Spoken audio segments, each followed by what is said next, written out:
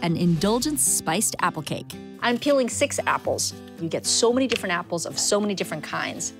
And we're gonna just use some Granny Smith apples to make this apple cake because the Granny Smith apples have a nice tart flavor to them, so they're gonna work really well within the actual cake.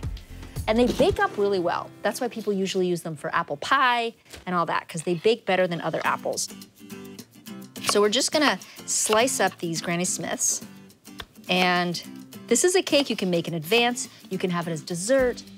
You can have it with coffee for breakfast. I mean, I just think it's great. Okay, so we've got our apples. Now, we're gonna add a 1/3 cup of sugar and a little bit of cinnamon, kind of like you would for apple pie. 1/2 teaspoon of ground cinnamon. Apples and cinnamon, very fall. Mix it together, just like this, and we'll just let it sit for a minute or 2. I even like them just like this. A little cinnamon, a little sugar. There we go. Apples are done. So now let's get going with the batter. We've got 1½ sticks of unsalted butter that are at room temperature. So to this, we're gonna add 1 cup of sugar. Yeah. And we're gonna start mixing it all together. You just wanna incorporate the sugar and the butter together. This is an important step to get a nice texture in the cake. Okay, we're gonna add 4 eggs. Remember that when you bake, it's best to have all of your ingredients at room temperature. Everything blends really well together and you get a nice consistency in the cake. And I know that's something we forget a lot of times when we're baking, but it's really important. And we're just gonna mix this all in. What I love about this cake too is how easy it is. You can just put it all into this bowl and be done. There we go. Just mix up those eggs, break them up. So we're gonna start with some more cinnamon, 1/2 teaspoon of the ground cinnamon. Then we're gonna add the baking soda, and it's gonna be 1/2 teaspoon of baking soda. And then 1½ teaspoons of baking powder.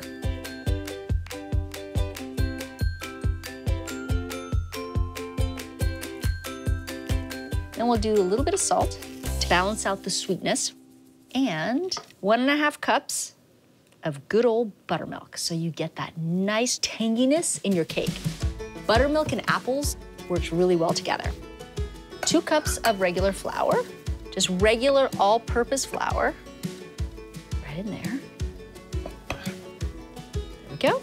And then 1 cup of almond flour. And almond flour you can find everywhere these days. People bake with it all the time, and I really like it. I like the texture it gives, and it gives the cake a little bit of depth and flavor too. That nuttiness from the almond flour works really, really well. And then we mix it all together. And it smells good from all that cinnamon. We've got a buttered baking dish, and you see how the apples have started to sort of release their juices already? This is perfect. So what we're gonna do is we're gonna add 1/2 of the apples right into the dish, and then we're gonna save the rest of the apples for the top. Lay them flat on the bottom of this baking dish. Then we add the batter right on top.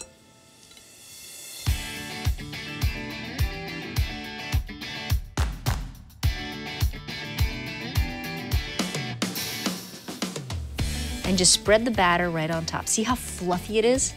It's nice and light.